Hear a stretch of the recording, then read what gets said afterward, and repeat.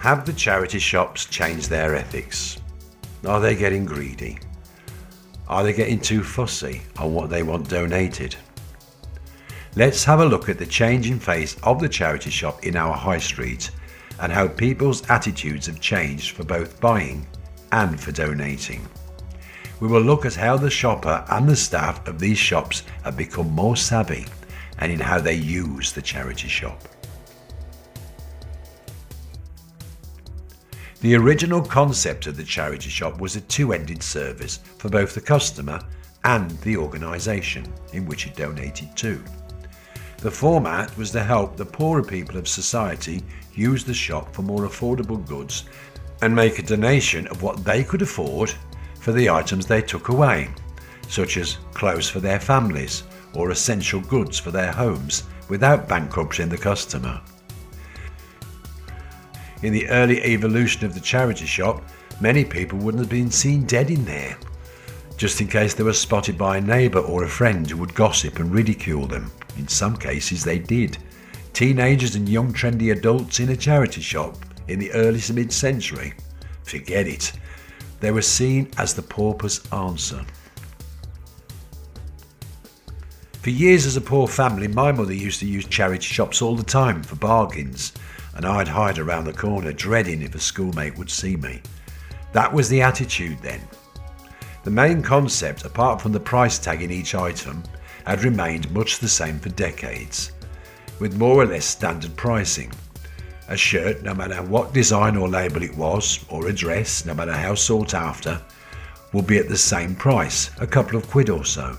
Not much was wasted and everything was of use was put on the shelves. Suddenly, things began to change.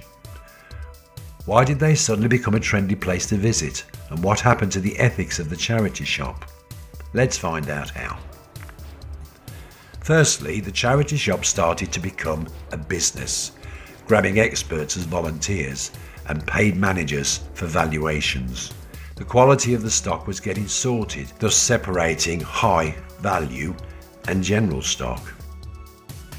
Have you ever wondered why some charity shops have non-designer dresses or never sell high-end furniture? Well, before the internet, these items, no matter where they were in the country donated, either your Karen Hamlet cardigan or your Portsmouth tailored shirt, would have probably not been displayed at your local store where you handed it in. They would have been transported to a store in a more affluent area such as Richmond, Kew Gardens, Hampstead, places of that ilk, with a much higher price tag. I can remember walking into a charity shop in Kensington. It was full of designer clothes, and another one in Barnes in southwest London, where it was a furniture shop which had nothing priced under £1,000. It was then I chatted to a volunteer. He used to use his own van to transport items from town to town, thus making sure the best items end up in the more affluent areas. This has become less common since the beginning of the internet auction sites. The customer was starting to change. It was changing its attitude towards charity shops. With the start of auction online sites, more faces were showing up in these shops.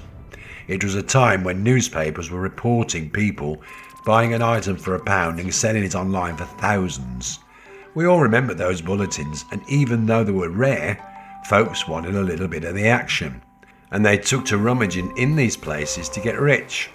Some would donate their weekends to go hunting, and few even gave up their jobs to become self-employed gurus and experts in the second-hand retail business. Well, one wonders if you can blame the charity shops themselves for their next move for making money for their donated items. Younger folks looking for rare computer games or rare records and vintage sought-after technology. Mothers looking for top designer clothes and Jimmy Choo Choo shoes, whatever the name, to sell online and make a bit of extra cash. So the charity shop joined in. Yes, they were jumping on the internet selling bandwagon themselves, requesting volunteers with expert knowledge and online selling markets for those who had an eye for valuation. You can read many blogs of stories of how folks were not seeing decent items on the shelves anymore, or some stocks were locked in glass cabinets charging ridiculously high prices.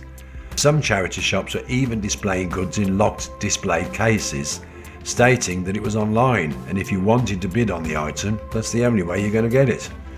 Customers were getting infuriated. Or was it the competition? The charity shop area managers also began to swing in what people they wanted or volunteers they wanted working in their shops. Here are two examples that I've honestly myself experienced personally. I had an interview to manage a charity shop and I really wanted the job. It came with a decent salary and I liked the idea of working for a charitable organisation. I'd had plenty of experience, I'd run my own antiques business for years, and I was pretty confident I'd have a fighting chance. The interview went well, I was asked questions, and I responded well. I didn't get the job. In a nutshell, my feedback was, I was too generous, and I didn't rely on my volunteers enough. Can anyone please help me out with those answers? I'd love you to comment. My next story was when I was recovering from a traumatic event and in remission from my cancer episode. I was a carer for my flatmate and I was diagnosed with PTSD. It's taken a while, but I just wanted to get back out there. You do this mostly online now.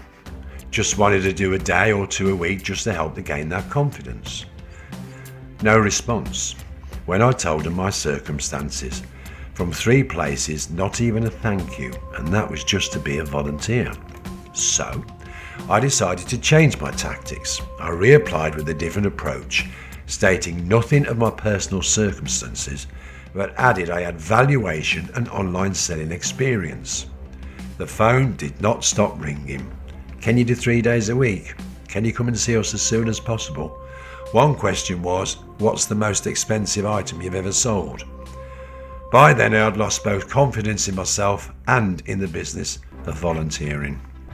Moving on.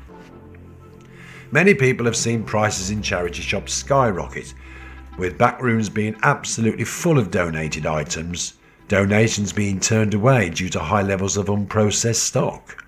Are they getting fussy? Well, there is a point to be made. Some of the charity shops are not allowed to sell items due to safety laws, and some folk donate unsellable items, for want of a better word, rubbish. But many items in the bins, albeit do have torn clothes and broken ornaments in them, but some items are reusable and resaleable according to reports. I don't know, but I have learned that the cost of disposing these larger bins run into thousands of pounds a year for the charity shops.